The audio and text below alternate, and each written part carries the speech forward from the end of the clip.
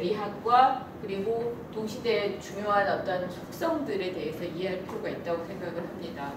제가 강조하고 싶은 건 시대를 읽는 힘이라는 걸 사람들이 특히 학자나 기자나 이런 사람들 굉장히 많이 내놓잖아요. 말하잖아요.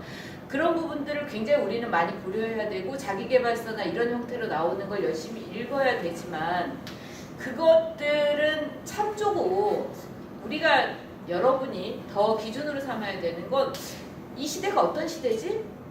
속성을, 본질을, 에센스를 좀 내 스스로 비판적 사고를 통해서 얻어내보자, 알아내보자라고 하는 태도가 더 중요하다고 생각합니다. 그래서 지난주 말미에 제가 이게 가장 반응이 좋았던 것 같아요. 제가 손으로 한 땀 한 땀 쓰고 그린. 그러니까 머릿속이 사실 가치 판단이 굉장히 혼란스럽다는 건 결국은 머릿속에 생각할 게 너무 많고 그것들 간의 연결고리를 잘 그려나가기가 쉽지 않다는 거잖아요. Too much information, 너무 많은 정보. 근데 그 정보들을 우리가 진주알을 꿰듯이 깰 수 있으면 좋은데 못 깨고 휘둘린단 말이에요, 정보에. 이제 그런 차원에서 사실 제 머릿속도 지난주 강의 준비할 때 굉장히 어지러웠다.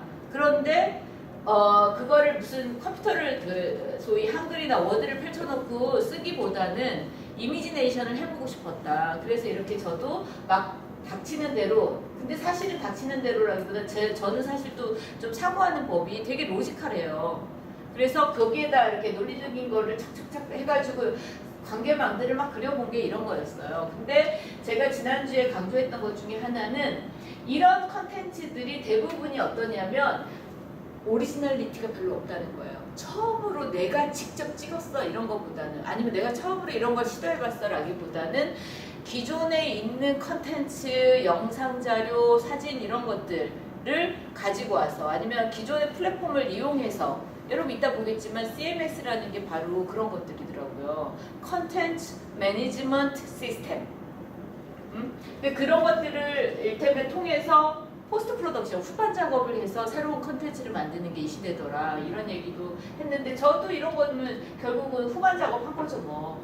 자, 그 다음에 오늘 이제 지난주 리뷰를 요 정도로 하고요. 여러분 동영상 지난주 강의 동영상은 유튜브 아까 말씀드린 것처럼 알려드릴 테니까 지난주 거라도 못 오신 분, 왔었지만 다시 보려고 하는 분들은 좀 보세요. 왜냐면 제가 철학적 논의를 하는 거는 무거우니까 여러분 다시 듣기에, 혼자 듣기에 쉽지 않다면 지난주 거라도 보면서 그거의 어떤 그 구체적 관점들 설정하는 거 정도는 여러분이 조금 더 유의해서 보시면 좋겠어요. 오늘 내용들은 되게 재미있을 거예요. 맨날 재밌다. 맨날 재밌다 그러고 저는 모르겠어요. 네, 지난주에 사실은 여러분 요 슬라이드는 제가 보여드렸어요. 그죠?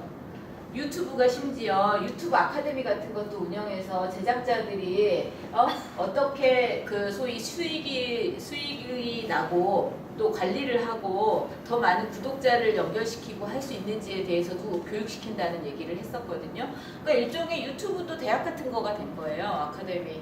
그리고 여러분 앞으로 이거 더 할 거예요. 소셜 플랫폼이 교육적인 역할을 하는 게 굉장히 더 커질 겁니다. 실제로 지금 저도 이 대학에서도 이렇게 오프라인으로 강의를 하지만 이 강의는 서울시하고 하는 거잖아요. 근데 제가 온라인으로 플립러닝이라는 것도 있고 무프라는 것도 해요.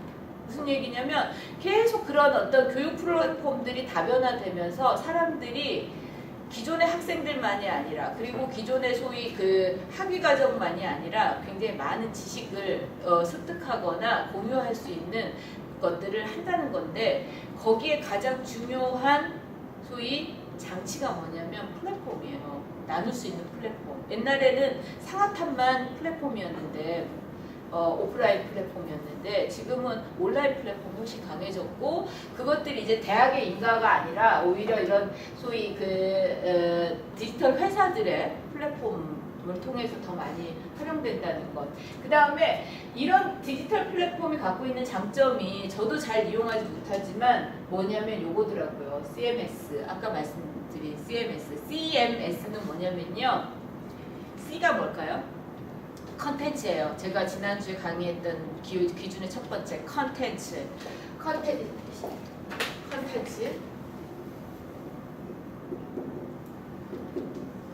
M은 매니지먼트, S는 시스템. 컨텐츠 매니지먼트 시스템. 그러니까 뭐라 그러죠? 내용 관리자 체계? 뭐 직역하면 그런 거 같나요?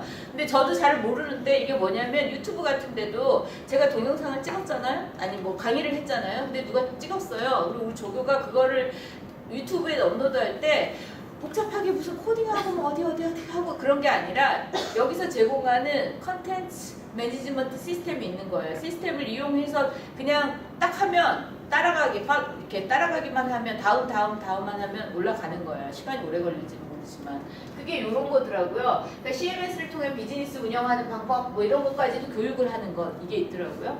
그리고 이제 오늘 주제로 들어갈 거예요.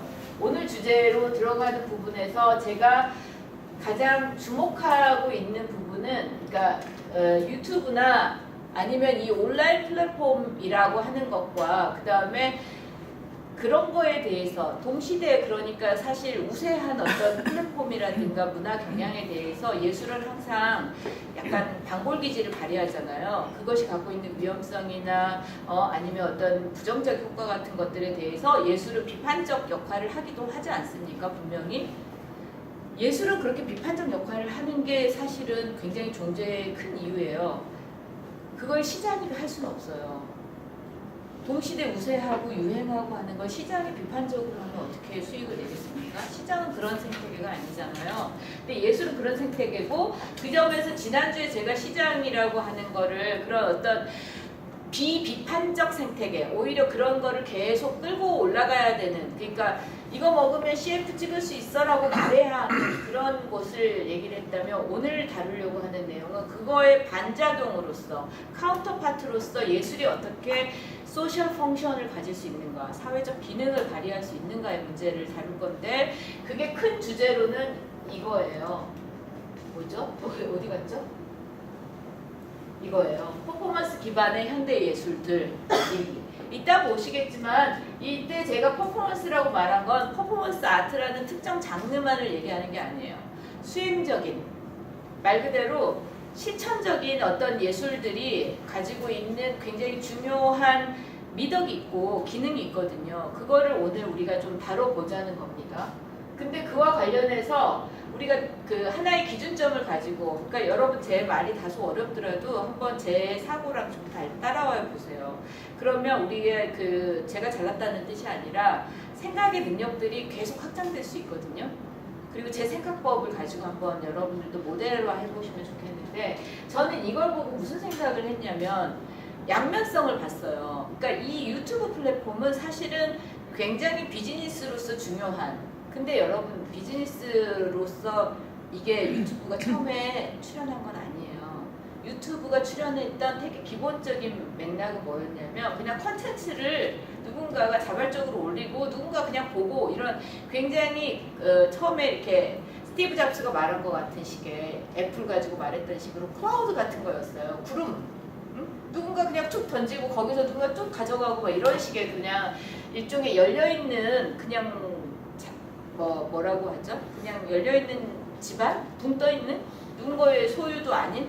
근데 그런 거였는데 지금은 유튜브가 어떻게 가게 됐냐면 핫 아이템들을 팔고 사는 근데 파는 건데 사지는 않는 것 같아 보이잖아요. 소위 유튜브를 보는 사람들은 사는 것 같진 않아요. 근데 아니에요 여러분. 광고를 끊임없이 사는 거예요 우리가.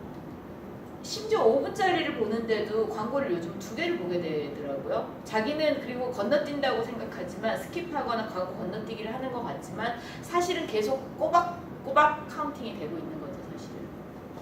어쨌든 그런데 이 유튜브 크리에이터들의 교육하는 이 세션에서 뒷부분에 보면 이런 부분을 만들어 놨더라고요. 뭐냐면 유튜브가 하는 역할은요 라고 해놓고요. 이 그림이 보여주는 메시지가 뭘 것 같으세요? 유튜브 자기네들이 그 일종의 매개 장치인 거예요.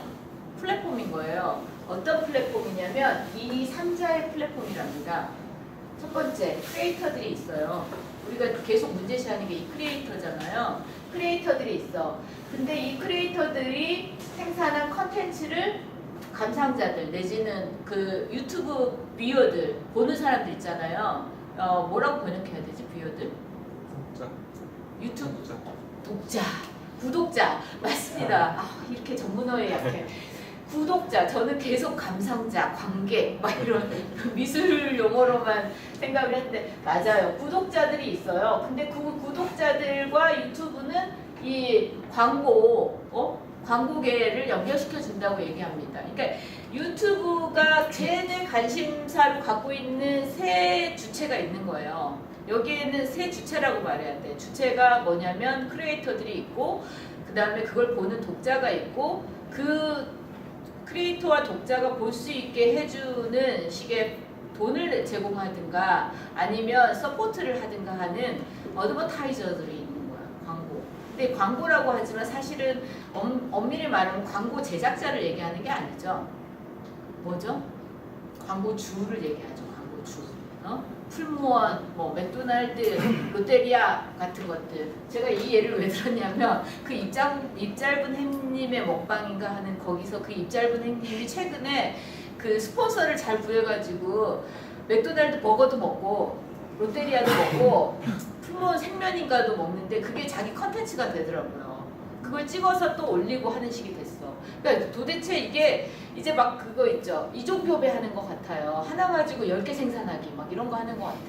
근데 어쨌든 제가 이 부분을 보고 반짝 떠오르는 게 뭐였냐면 이 3주체들이 결과적으로는 유튜브가 이렇게 그려놓으면 굉장히 삼각형으로 굉장히 중요한 매개 역할을 해주는 것 같잖아요. 그죠? 연결고리 역할을 해주는 것 같지만 사실은 뭐죠? 3주체라고 보이는 이 세 지점들을 독점하는 거죠. 사실은 한편으로는. 그죠? 물론 누이 좋고 매부 좋아서 뷰어나 크리에이터가 다 각자 수익이나 나는 보고 싶은 거 본다 이렇게 될 수도 있지만 어쨌든 간에 여기서 유튜브가 하는 역할을 아까 CMS 같은 거 제공하는 게 다지 않습니까? 그렇지 않아요?